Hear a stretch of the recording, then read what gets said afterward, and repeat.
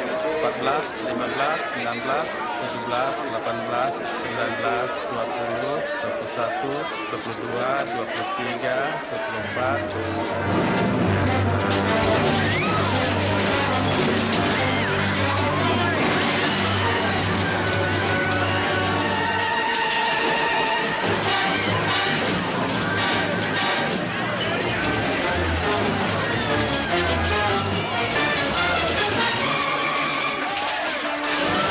Ada tertulis, rumahku rumah tempat berdoa, tapi kau jadikannya sarang penyamun. Yang menunjuk ke arah bukit tangguh. Halang dia, halang dia.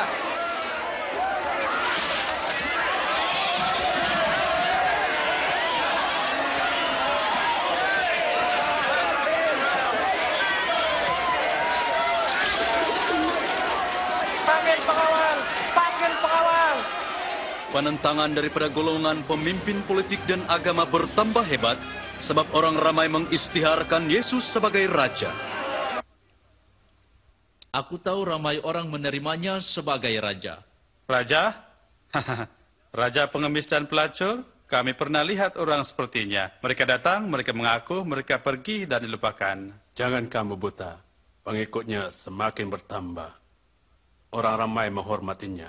Dan pikir dia raja? Aku memberi amaran kepada kamu.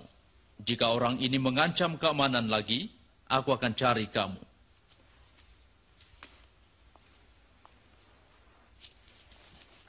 Mungkin dia betul. Sudah tiba masanya kita bertindak. Semasa kumpulan munafik di kalangan guru Taurat dan Farisi semakin ditentang oleh Yesus, pengikutnya dari kalangan Yahudi bertambah. Begitu juga penentangan daripada mereka yang dikejinya. Semasa di rumah Tuhan, Yesus nampak seorang janda miskin mempersembahkan 2 keping mata wang kecil. Tak bolehkah kau beri lebih banyak lagi? Sesungguhnya, janda ini menderma lebih daripada yang lain.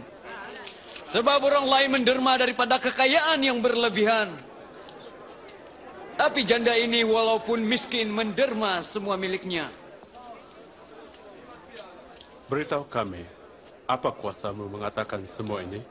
Siapa beri kuasa seperti itu? Aku bertanya padamu, siapa memberi Yahya hak membaptis, Tuhan atau manusia?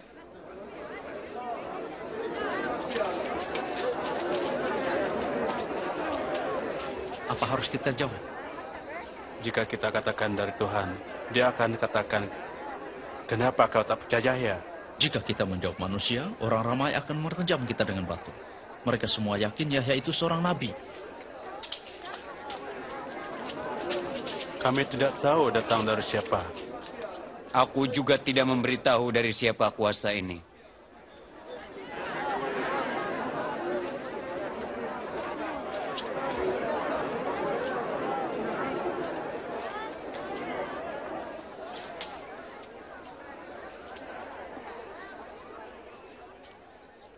Ada seorang yang mempunyai kebun anggur. Dia menyewakan pada seseorang dan tinggalkan rumahnya. Apabila anggur itu sudah masak, dia mengantar hambanya pada penyewa untuk mengambil bagiannya dari mereka. Tapi penyewa itu memukul dan menyuruh dia balik tanpa apapun. Maka dia mengutus hamba lain. Tapi ia juga dipukul oleh penyewa itu dan disuruhnya pulang tanpa apapun. Lalu dia mengutus hamba yang ketiga. Tapi ia juga dipukul dan dibuang keluar. Maka Tuhan itu berkata, apa yang harus kubuat? Aku akan mengutus anakku sendiri. Tentu mereka akan hormatinya. Tetapi bila penyewa nampak dia datang, mereka berbincang. Dia ini anaknya sendiri. Mari kita bunuh dia dan hartanya jadi milik kita. Terusan lagi. Lalu mereka membuang dia di luar dan membunuhnya. Apakah yang dilakukan oleh pemilik kebun kepada penyewa itu?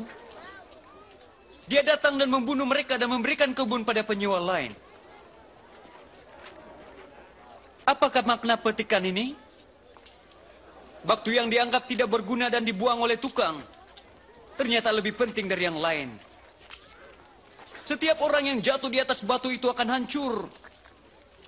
Dan jika batu itu jatuh ke atas seseorang, ia akan meremukkannya. Guru, kami tahu apa yang kau ajar itu benar. Kami sadar kau tak pandang pangkat seseorang, tapi kau mengajar kami tentang kehendak Tuhan.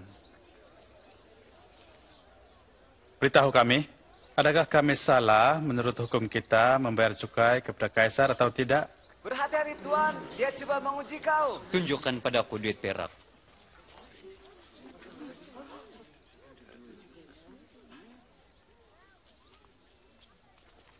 Muka dan nama siapakah terukir di sini? Kaisar! Maka berilah kepada Kaisar apa yang milik Kaisar. Dan kepada Tuhan semua yang milik Tuhan. Apakah jawabanmu terhadap itu? Maka tibalah hari raya roti tidak beragi yang dinamakan Paskah.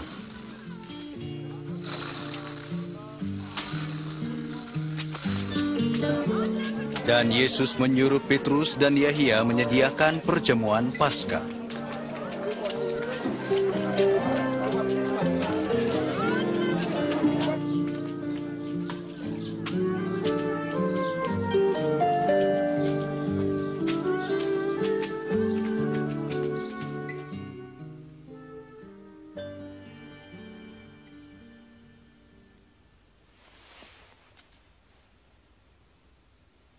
Aku rindu makan perjamuan Paskah ini bersama kamu sebelum aku menderita.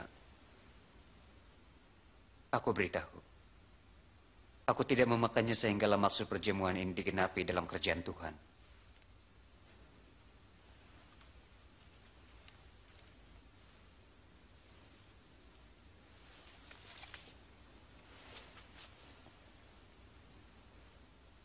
Kuduslah Engkau ya Tuhan, Raja semesta alam, yang menyebabkan pokok berbuah.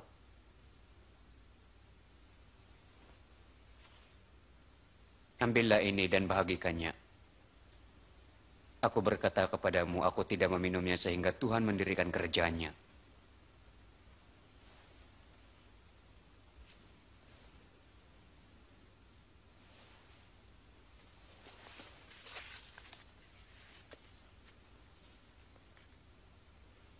Kuduslah Engkau ya Tuhan kami, Raja semesta alam, yang menghasilkan roti dari bumi.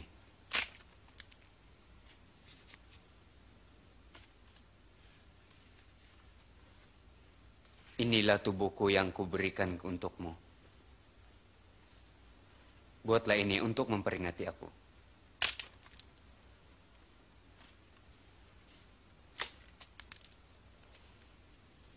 Cawan ini perjanjian baru yang dimeteraikan dengan darahku, yang tercurah untukmu.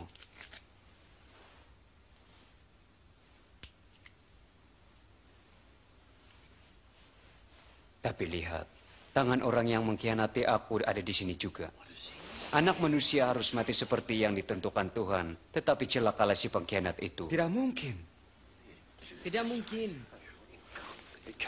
Mustahil. Siapakah pengkhianat itu, Tuhan?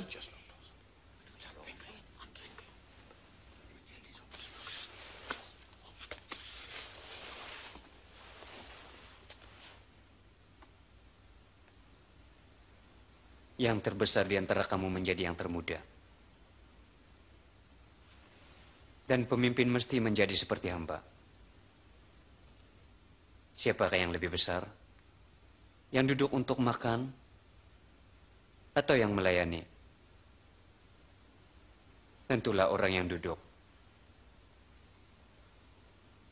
Tapi aku berada di antara kau sebagai pelayan. Kamu telah bersama aku selama ujian yang aku hadapi. Sebagaimana Bapakku telah memberi aku kuasa untuk memerintah, aku juga akan memberikan kamu hak ini. Kau akan bersama-sama aku dalam kerajaanku. Kamu akan duduk di atas takhta memerintah 12 suku Israel. Maka itu tiada pengkhianat. Simon, Simon, dengarlah. Iblis ingin menguji kamu semua.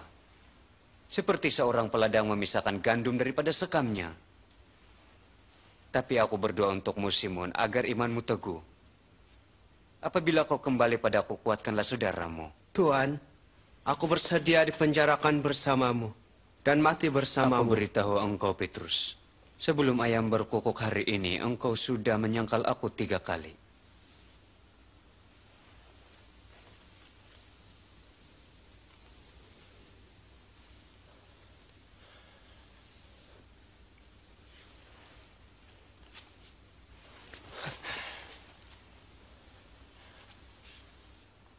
Bila aku mengutus kamu tanpa dompet atau kasut, adakah kamu kekurangan? Tidak, langsung tiada. Tapi sekarang siapa yang ada dompet mesti membawanya. Dan sesiapa yang tiada pedang menjual jubahnya dan membeli satu. Aku beritahu kamu, ada tertulis dalam kitab suci, dia dianggap sebagai penjahat. Dan apa yang tertulis tentang aku sedang digenapi. Lihat, di sini ada 2 pedang, Tuan.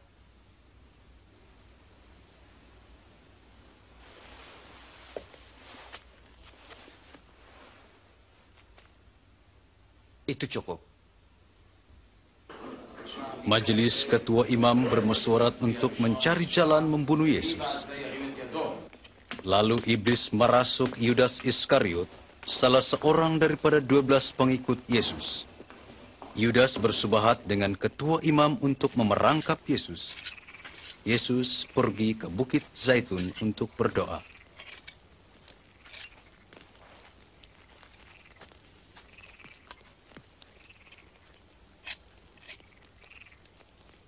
Berdoalah agar kamu tidak jatuh dalam pencobaan.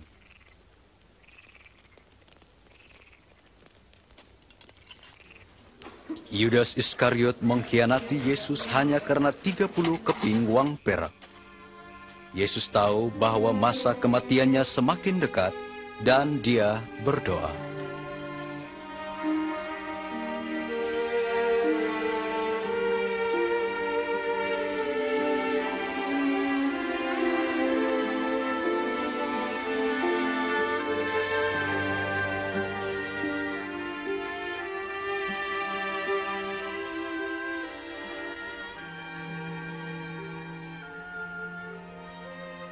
Bapa,